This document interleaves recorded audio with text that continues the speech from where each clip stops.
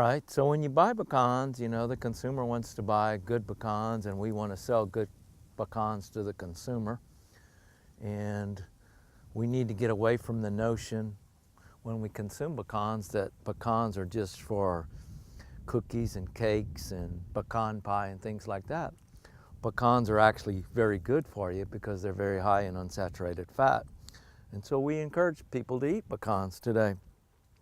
And when you buy pecans in shell, you're looking for a pecan that's uniform in size, shape, and color. So you can buy pecans in shell, you can buy them shell, you can also buy them cracked, where they will actually have the pecans cracked and you take them home and shell them out yourself. And so the nice thing about them, if you buy them cracked and you like to shell them yourself, you can actually see exactly what you're getting. So I mean, you're looking for clean kernels again, you know, blemish free, not a whole lot of these, nice cream color. The other thing about this sample here, this is a new variety, fairly new variety called Waco. Waco is a cross between Cheyenne and Sioux. And we talked about the good attributes of Cheyenne being easy to shell and Sioux being cream colored. Well, basically Waco combines both of those attributes into one. So you have a fairly easy to shell pecan that has a fairly cream color. And so we're kind of excited about this variety. So if you can find pecans that look like this would be a good purchase to make. So we're looking at the dorsal side of the kernel. This is the ventral side right here. Typically when you look at kernels, you're looking at these grooves. These grooves are where the packing tissue of the shell was at. So this shell had packing tissue where those grooves were. And so you want wide grooves that empty out. You don't want a lot of fuzz on the kernels, and typically desirable is fairly fuzz-free. Sioux, smaller pecan, but very high quality, has a lot of cream color, cream to it. Shells typically fairly well. Grooves are not as wide, but typically the cork does not stay in. I mean, here is a situation where you see a little bit of cork in there. And so that cork there would make the pecan taste bitter. Now, there are actually some people that wash pecans. And when people think about washing, they're thinking about in shell. But there's actually consumers that will take shelled pecans and wash them in water. And you'd be amazed at the packing tissue that will come out, the cork and stuff. If you do that, they'll realize you got to dry them back down because they are going to take in some moisture. And so if you wash them and don't dry them, then you're not going to be able to store them again. Also, when you get these pecans, when you snap them, they should be crisp. It shouldn't be soft. If it's soft, they hadn't totally dried, so it should really snap when you break them in two. So here we're looking at these pecans, and you see the really narrow crack. And that crack is where that nut started to sprout on the tree in the shuck. And so those realize the nut meat is going to be dark at the split, and it's going to be bitter to the taste. And so when you're cleaning pecans, you're trying your hardest to pull these out. So there's two. Here's another one. They can be very hard to see. These are native pecans, and they're kind of small, but typically native pecans are very well filled because they're small. What you find out is a smaller nut is much easier to fill out than a larger pecan.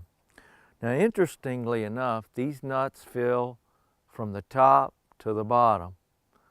And so if you want to show somebody that you're trying to sell a pecan to, that you have a really well-filled pecan, you cut them on the top end, because that end typically has to have a lot of kernel there because it started filling first.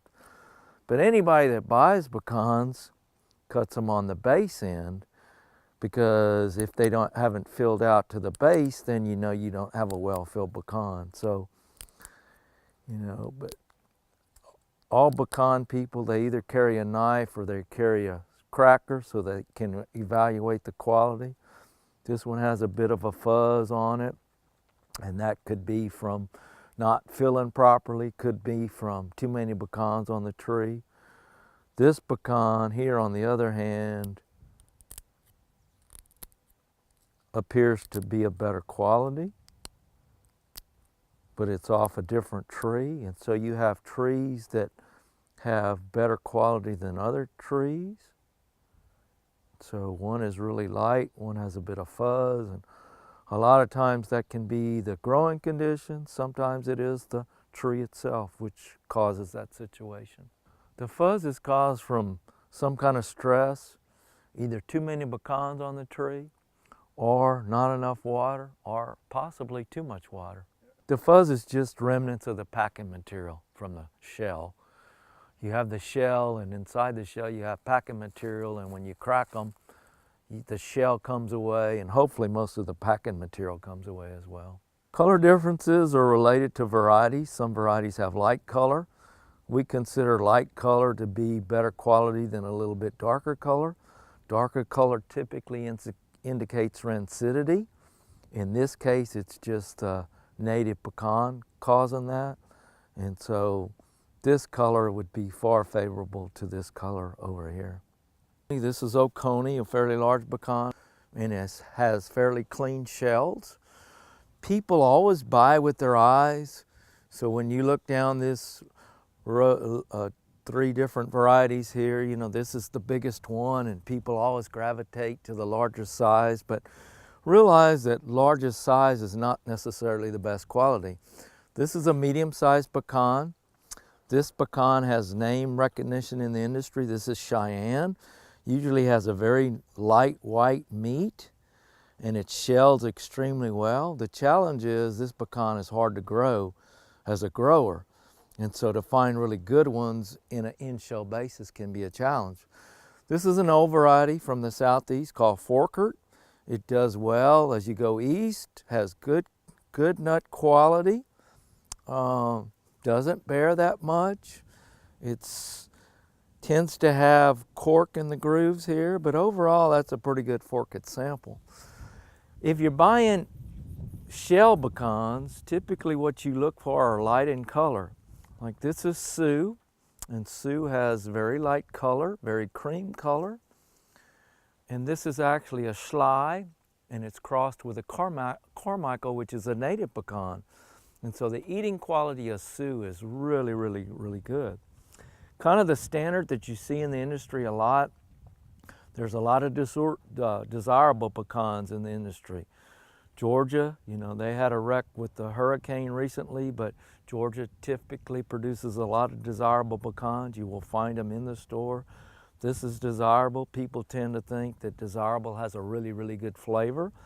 It's not as cream colored as Sioux, but overall the quality is quite good. And desirable's been around since the long time, since the 50s, comes out of the southeast.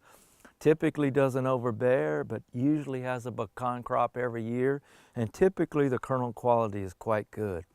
Like if you were to pick up a sack of pecans and you walk up to sell them to some peddler or some accumulator, and you tell them, I got a sack of desirable, they'll pay you top money for them, because usually they know they will be quite good. So this is Delmas, a really old variety. It's actually the #1 variety that they grow in Israel. And the reason that it does so well in Israel is because Israel's a desert and they don't have any diseases or insect issues over there. Here, it tends to get a lot of disease issues. Although in this particular bottom under this program, it actually does fairly well. One of the things, it has a really nice light meat, and this meat does not turn color. It will actually stay light colored longer than most other varieties. The only challenge you have with it, it has a little bit of fuzz, but for the most part, it's actually a pretty good variety.